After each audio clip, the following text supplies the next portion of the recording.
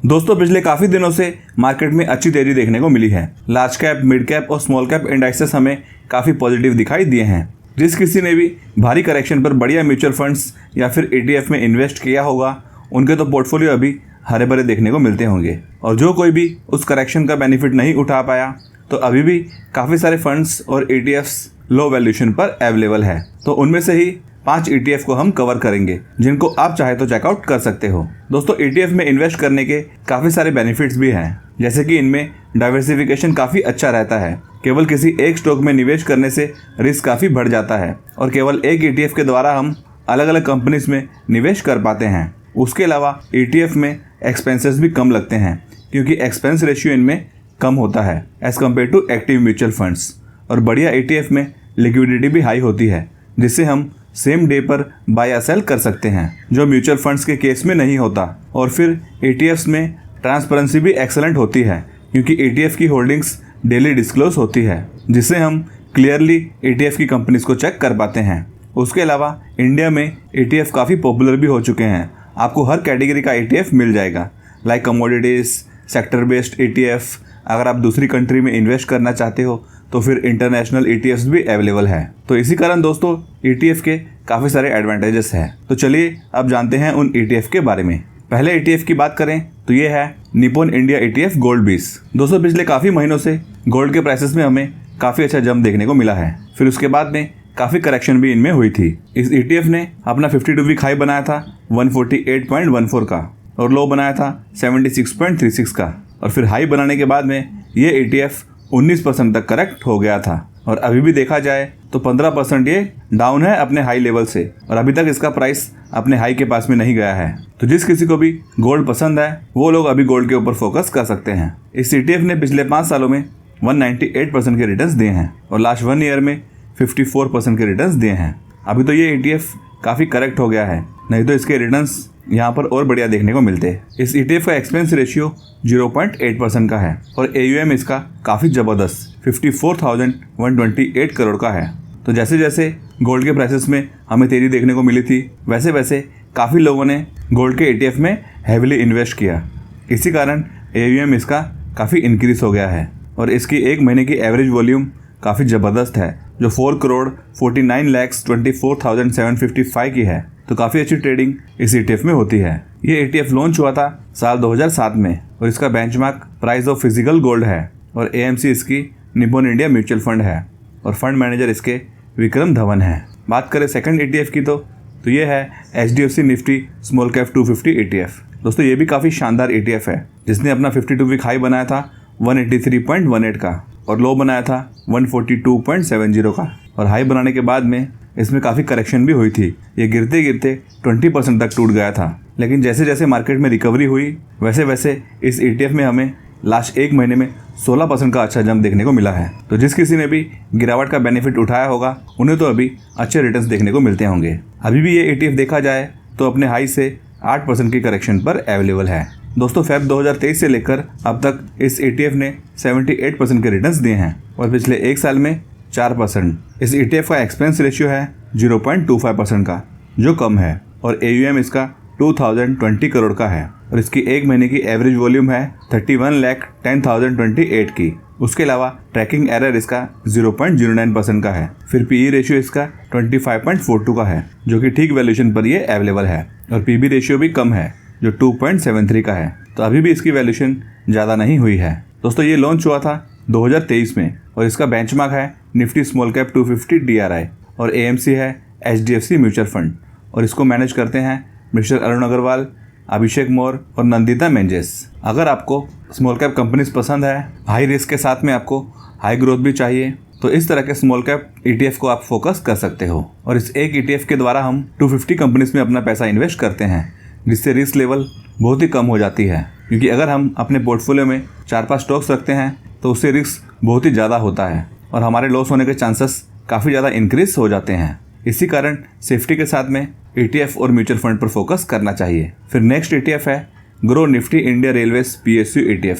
अभी दोस्तों जिसको PSU कंपनीज पसंद है, वो लोग इस ETF को ध्यान में रख सकते हैं, जो काफ़ी अच्छी करेक्शन पर अवेलेबल है। क्योंकि पिछले काफ़ी टाइम से रेलवे के स्टॉक्स में हमें काफ़ी गिरावट देखने को मिल चुकी है। इस ETF की कंपनीज को चेक करें तो ये है IRFC, IRCTC, container corporation of India, Rail Vikas Nigam, NTPC, Bharat electronics, Ircon international, oil and natural gas corporation, RITES, फिर RailTel corporation of India, Bharat petroleum corporation, Bharat heavy electricals, फिर steel authority of India, BML, Mangalore refinery and petrochemicals और ITI। तो काफ़ी मजबूत companies इसमें देखने को मिलती है। तो जिनको इस तरह की कंपनीज पसंद है वो लोग इस ETF को कंसिडर कर सकते हैं। इस ETF ने अपना 52 वीक हाई बनाया था 43.66 का और लो बनाया था 27.80 का, और आप देख सकते हो कि अपने हाई से ये 18% की करेक्शन पर अवेलेबल है। अभी तो पिछले एक महीने में इस ETF में काफ़ी बढ़िया 16% की तेजी हो चुकी है, नहीं तो ये ETF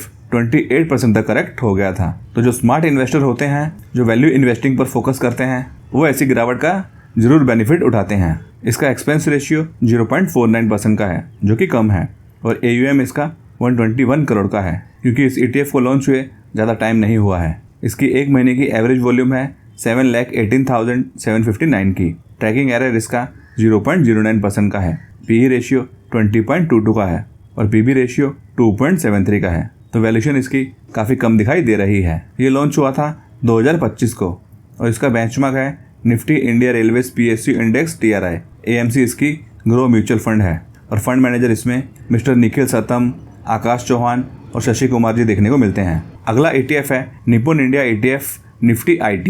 दोस्तों इस ETF में भी काफ़ी लंबे समय से काफ़ी गिरावट देखने को मिल चुकी है, क्योंकि AI के चलते इस सेक्टर में काफ़ी बबल देखने को मिला है। इस ETF ने अपना 52 वीक हाई बनाया था 44.27 का और अपना लो बनाया था 31.25 का और अपना ऑल टाइम हाई बनाया था 49.49 का, और आप देख सकते हो कि अपने ऑल टाइम हाई से ये ETF 32% तक करेक्ट हो गया है। तो दोस्तों बहुत ही कम टाइम ऐसा आता है जब कोई ETF इस तरह की करेक्शन पर अवेलेबल हो, क्योंकि इतना ज़्यादा गिरने के बाद में उस ETF में रिस्क काफ़ी कम हो जाती है और ग्रोथ के चांसेस अच्छे एक्सपेक्ट किए जा सकते हैं। अभी ऐसा नहीं कि ये ETF ऊपर नहीं जाएगा या पूरा ख़त्म ही हो जाएगा, ऐसा नहीं होने वाला। इसमें फिर से रिकवरी होगी, बस हमें पेशेंस दिखाने की ज़रूरत पड़ेगी। अभी करेक्शन तो इसमें 32% दिखाई दे रही है, लेकिन यहाँ से अगर ये ETF फिर से अपने हाई को टच करेगा तो रिटर्न्स तो इससे कहीं ज़्यादा होंगे। दोस्तों 2020 से लेकर अब तक इस ETF ने 127% के रिटर्न्स दिए हैं। इसके फंडामेंटल्स देखें तो एक्सपेंस रेशियो इसका 0.22% का है, ये भी कम है, और AUM इसका 3,363 करोड़ का है, ये भी पॉजिटिव है, और इसकी एक महीने की एवरेज वॉल्यूम है 1,72,32,972 की। तो इसमें भी काफ़ी अच्छी ट्रेडिंग होती है। ट्रैकिंग एरर इसका 0.05% का है, ये भी अच्छा है। PE रेशियो 19.89 का है और PB रेशियो 5.67 का। तो वैल्यूएशन इसकी भी काफ़ी डाउन हो चुकी है। ये ETF लॉन्च हुआ था साल 2020 में और इसका बेंचमार्क है निफ्टी IT TRI। AMC इसकी निपुन इंडिया म्यूचुअल फंड है और इसके fund manager mister Jitendra Tolani ji हैं। फिर नेक्स्ट ETF है ICICI Prudential Nifty next 50 ETF।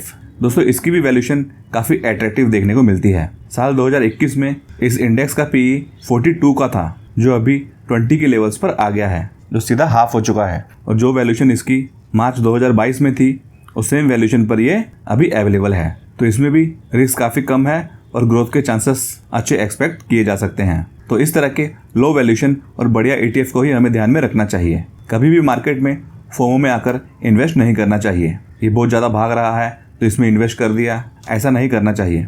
हमेशा पेशेंस के साथ में वेट करना चाहिए, क्योंकि मार्केट में हमेशा अच्छी अच्छी अपॉर्चुनिटीज़ मिलती रहती है। लो वैल्यूएशन वाले म्यूचुअल फंड और ETF में इन्वेस्ट करके उन्हें होल्ड करना चाहिए। ये ETF अपने ऑल टाइम हाई से अभी भी 8% डाउन है। अभी तो पिछले एक महीने में इसमें 14% की तेज़ी हो गई है, नहीं तो ये ETF और भी ज़्यादा डाउन चल रहा था। फिर भी अभी भी इसकी वैल्यूएशन काफ़ी लो पर है। दोस्तों इसका एक्सपेंस रेशियो काफ़ी कम है, जो 0.1% का है, तो काफ़ी कम एक्सपेंसेस इस ETF में लगेंगे, और AUM भी इसका ठीक है, जो 2,056 करोड़ का है, और इसकी एक महीने की एवरेज वॉल्यूम है 15,28,944 की। इसका ट्रैकिंग एरर 0.04% का है, ये भी पॉजिटिव है, और PE रेशियो इसका 17.86 पर है और PB रेशियो 3.04 पर है। अभी इस इंडेक्स का PE तो 20 पर देखने को मिलता है, लेकिन इस ETF का तो और कम शो होता है। ये ETF लॉन्च हुआ था साल 2018 में और इसका बेंचमार्क है निफ्टी नेक्स्ट 50 TRI। AMC इसकी ICICI प्रूडेंशियल म्यूचुअल फंड है